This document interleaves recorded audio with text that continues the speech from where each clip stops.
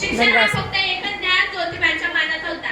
एकदा ज्योतिराव शिक्षणाचा प्रसार करताना त्यांना फरार नावाच्या ब्रिटिश मॅडम म्हणाला, मिस्टर फुले, तुम्हाला जर शिक्षणाचा प्रसार करायचा असेल ना, so educated woman first, because if a woman educated the full house be educated. झालं, पण तुम्ही माणसं तर वुमनला घराच्या बाहेर सुद्धा पडू देत नाही. सो बॅड मिस्टर फुले, सो बॅड. झालं, आले ते माझ्याकडे पाटी पेन्सिल घेऊन आणि म्हणाले, सावित्री, आजपासून मी तुला शिकवणार. झाला माझा अभ्यासाचा प्रवास सुरू. काना, मात्रा, विलंटी, आकार, उकार, बे, बे, बेतुनजा, बेत्रिक्सा, हाच माझा ध्यास.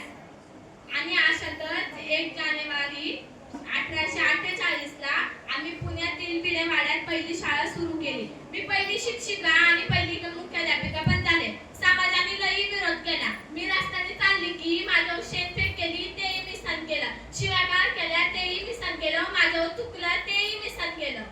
पण आता माझ्या सहनशक्तीचा पार अंत झालेला होता. आणि अशातच माझ्या समोर एक प्रत्येकगड उभा आला आणि मला म्हणाला, एक टुवळे, कुठं निघालीस? आज आमच्या पोरी बारीला शिकवणं बंद कर.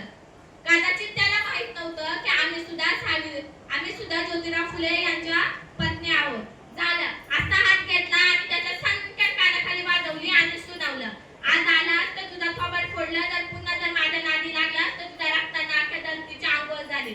स्त्री कोणत्याही जातीची असू द्या किंवा कोणत्याही धर्माची असू द्या, तिला अन्यायाची परीक्षा नेहमी द्यावीच लागते.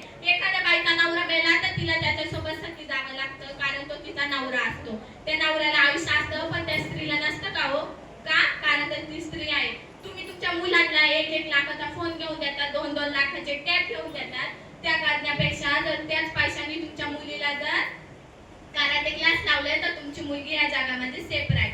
तुम्ही तुमच्या मुलीला लहानपणापासून भाकरी शिकवतात, भात शिकवतात. त्या करण्यापेक्षा तिला लिहायला शिकवलं, वाचायला शिकवलं, तिला शाळेत घातलं तर ती मोठं होऊन तुमचंच नाव उज्ज्वल करेल. ती मोठी होऊन डॉक्टर झाली, इंजिनियर झाली तर तुम्हाला रस्त्याने चालताना मान खाली नाही तर मानेवरती उचलून चालायला लागत. पण आम्हाला तसं जमत नाही. एखादी स्त्री चालली तर तिच्याकडे आम्ही वाकड्याच नजरेने बघणार.